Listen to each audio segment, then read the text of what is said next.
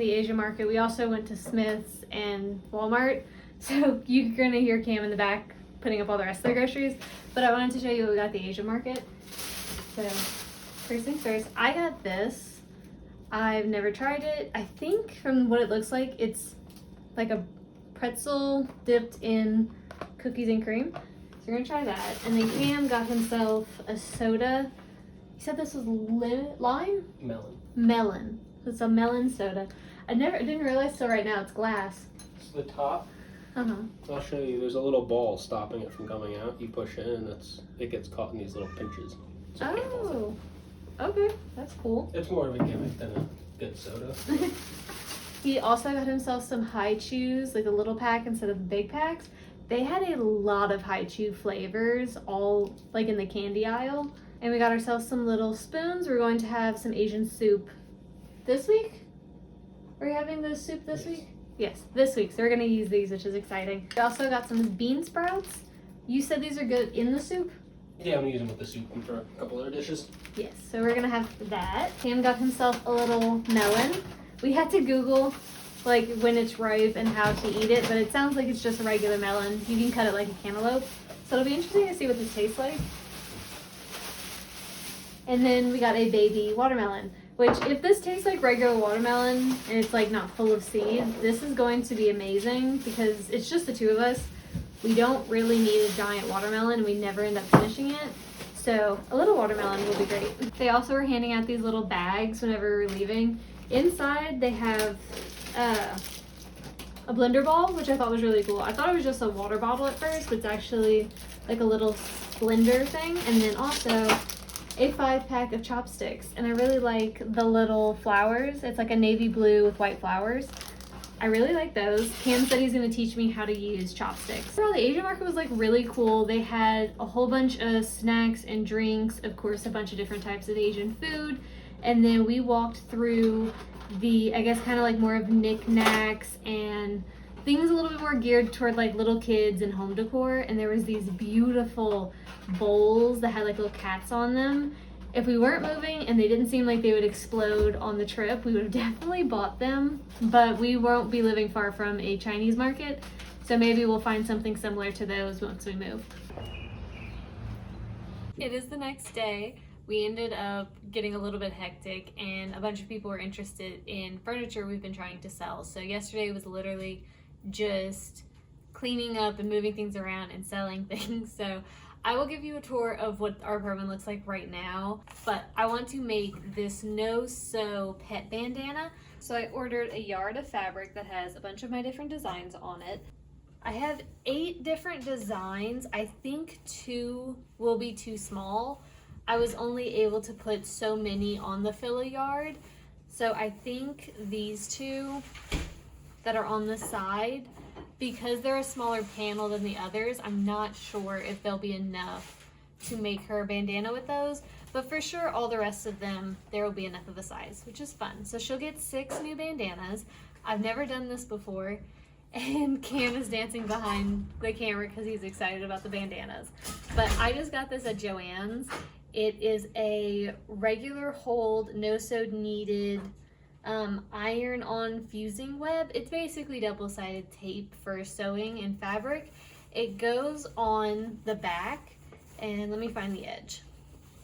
So as you can see here, the edge is like very ragged. It's going to come apart. I mean, I can just touch it and it's starting to unravel. With that, you sew it onto the back and you're able to flip it. That way your edge is clean and you won't have any unraveling. It's also really nice that you don't have to sew. You literally just need this tape and also an iron, and that's it. So we're gonna start on this. So this is her current bandana. Like I said, it's just a regular like bandana design on it. And this is the size I'm going off of. So I know lengthwise we will be fine. This is the smaller panel, one of the 2 smaller panels. And I think now that I'm laying it out, it is folded, so if I unfold it at least once, it does seem like it's going to be maybe like just enough. For sure, these like bigger panels will be able to have plenty enough room for that. I can probably even make like 2 bandanas of the same design with this. I was mainly interested in if I could get the smaller panels and they work, I could make more by having all the different designs. So if it works with the smaller panel, awesome, but I didn't want to waste a whole yard of fabric, so that's why I made the double the size panel just in case it needed more. So I'm going to go ahead and start cutting each one of these. So as you can see, they're different designs and they're pretty obvious line that you can see. So I'm just going to cut along this line, then we'll grab the iron and start the actual seaming process so none of this frails off.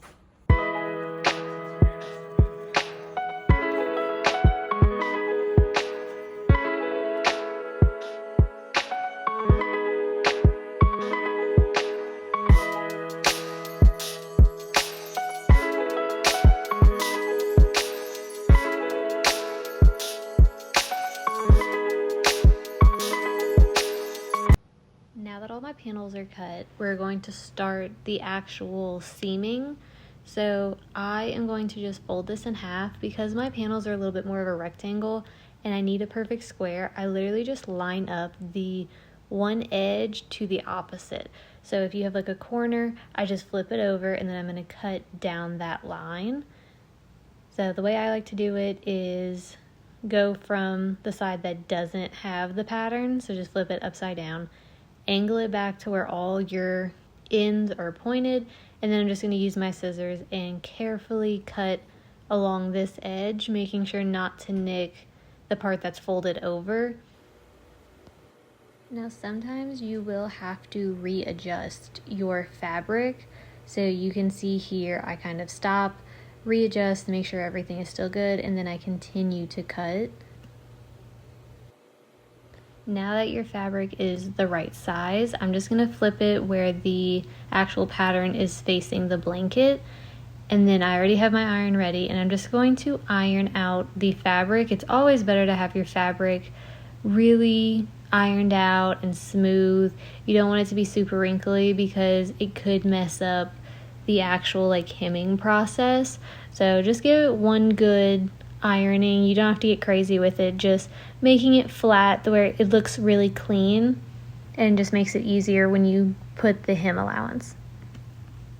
Now this is the hemming tape. One side is a little bit rougher than the other side. The part that is rougher, that is the part you want against your fabric. It has like the gluey, tacky part on it.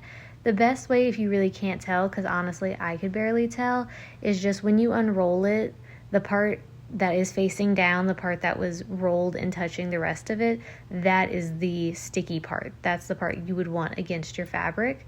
So it's just going to look like this. And then what I do is I do not touch the iron to it because it is double-sided tape basically. It would stick to your iron. So you can kind of see it starting to like bubble and it changes, and you can visibly see it when you're doing it. It almost looks like a wet or shiny webbing once it actually gets activated by the heat. And then because I never touched the fabric with the iron, it's warm, but personally for me, I was able to touch the fabric as soon as I was done making it look like that shiny webby material. And then I just go ahead and flip over my edge just that little bit, and this is when I touch the iron to the fabric itself. You can go straight across like a gliding motion, or you can just kind of stamp it and move the iron down. That's really dependent on you. I did it both ways and it was fine, but this is what it looks like. And then I'm just gonna do it to all the other 3 edges. And you can definitely tell the difference between the raw edge versus the part that we hemmed. For these larger bandanas, I think it might have taken me about 5 minutes. And I wanted to show you our little model. She's looking super cute. And now I'm going to show you what the little panel is like. Once I was actually able to make them, the panel is definitely enough to make an entire bandana, at least for the size that Stella is. If you had a larger animal, it might not be enough. But the way I do it with this is I iron it in half, and then I kind of mark out, because I do know I want the bandana to be a triangle, like just an elongated triangle, and keeping in mind that I'm going to have to flip the fabric. So I'm keeping that little bit of extra room. Instead of making it from point to point, I move it out about, I'd say probably half an inch. And here I'm literally just eyeballing it, and that worked fine for me. If you were a little bit more particular and you want it to be absolutely perfect, use a ruler and kind of mark out with some fabric pencil on your actual fabric if that's what you want to do. For this, I was being very casual with it, and as you can very obviously see, it's not a straight line at all. I'm just fixing up a few little pieces, but overall, like I said, I'm not too concerned about it being perfect. It's literally just for us and to look at Stella. But this is it all laid out, and you can see it's not perfect edges or perfect points on each side because I will be flipping the fabric over, and that will make the point. When I cut the hemming tape, I did do it at an angle, which is different than I did the bigger bandana. With the larger bandana, I had literally just cut a straight line. With this, I didn't want a bunch of seam tape at the ends, just because one, I didn't know how it would react to it. So I did do it at an angle, but other than that, it's the exact same process. I'm just hovering the iron over until I see it change, and then I'm flipping it over, paying more attention to the edge. That way, in the end, I do have that sharp point that is usual for a bandana.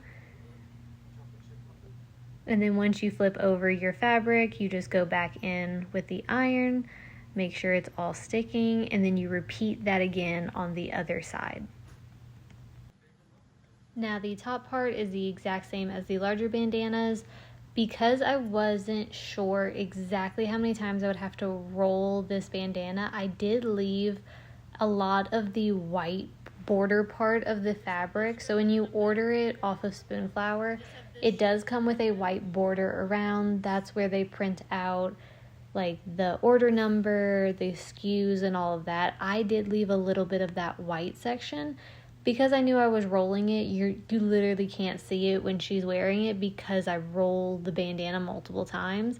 But I did want to leave the extra bit of fabric just so it gave it a little bit more length, because again, I wasn't 100% sure at this moment if it was going to be long enough to go around her neck and fit comfortably. So I did leave that extra bit, but you really can't see it whenever she's wearing it. But just keeping that in mind, you might not want to cut the white border part if you're not 100% sure if it will fit your pet. And we are all done. I ended up making kind of like a half one. So this was one version that I made, and then the majority of them were this longer version. So I'm gonna go through, show you all the different designs. I will say Stella is wearing one right now, so there is one missing, but we ended up with quite a bit. This is 1 yard of fabric, and I ended up with all of these bandanas, so it's pretty good. So we'll start with this one. She did try this one on, that's why it is tied the way it is, but it does look like this. It does look like this. It is a little almost like outdoor woodland theme. This is my nocturnal collection, so it's just a pattern collection with a bunch of nocturnal animals. This is the hero pattern, so you have little owls, there's foxes, bats, a little raccoon, even a mouse, and then a whole bunch of foliage. Now this one might be my favorite. It could just because we're in the middle of summer, and I've been loving this like butterscotch blue. This is part of the collection that was actually color coded to Benjamin Moore paint colors. So if you don't already know, I can paint swatch and paint match any of my colors to any kind of paint. So if you were doing wallpaper, or maybe you want your fabric to be color coded to a particular color, maybe like your walls or something like that, I can color match. So this was one of the collections I did with Benjamin Moore that was all color coded. So this is a butterscotch blue with greens. I really love this. She's currently wearing a light version, so I'm not going to put this one on her just yet, but she will definitely be wearing this at some point during the summer. This is part of my first garden series. This is a kind of older pattern, but I really do love it. I love all the details in the sunflower, and I wanted her to have a mix of larger prints as well as smaller prints. So this is one of the larger prints. I like that whenever you fold it, she's gonna have like a little sunflower, or you can even fold it the other way. And it's just it's a smaller sunflower and you can kind of see more of it. So it's very versatile. I also just like the big pop of color. It's very dramatic and it'd be perfect for fall. This one is actually a color change from my most popular. I have a pattern that is called Dark Floral. This is the lighter colorway of it, but Dark Floral is definitely like probably one of my best sellers. This one is perfect for spring and summer, obviously because of the colors, and then I like the pop of blue. Next we have this one. It is kind of wrinkled because we did try it on her. I think instead of folding it this way though, we're going to end up folding it like this. That way it has the really cute little flower on it. It's just a perfect bandana for springtime. This is the last one of the larger size. Of course, I had to get a cat pattern. Stella is an adorable black cat. This pattern was actually inspired by her. I have this version and then I had like a white cat version. So this is perfect. It also really works well for fall time going into winter just because of the color tones. And this is the little half drop one. So this is one of the two smaller panels. I really like it. It does work really well and it's not as thick as like these. When you roll these, because it's already two-sided, this is only one, and then you start rolling it, it does become very thick. This one, however, is not as thick and it's kind of nice just because it's easier to be able to tie. Either way works really well. She's currently wearing the other size that is this half one, but she has worn the ones that are bigger and she doesn't mind it. It's dependent on your animal if they more prefer like something very thin around them versus something thicker. You may want to go with this kind of. But this is what this one looks like. It's literally just the shape of like a regular bandana. The back is regular, so unlike this one that is flipped, this is quite literally half, and then we're just gonna roll it and then tie it around her. I quite love that this pattern right on her side, she's gonna have this cute little rosebud. And this is again just a really cute pattern for fall time.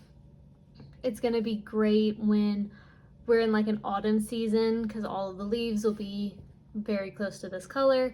And overall it's just moody, which is kind of what she is. So in the end we ended up with 8 different bandanas out of 1 yard of fabric. I think that's really great. I'm definitely going to add more. 1, because I always have more patterns that I love and I want to see her in, and also 2, a lot of these are spring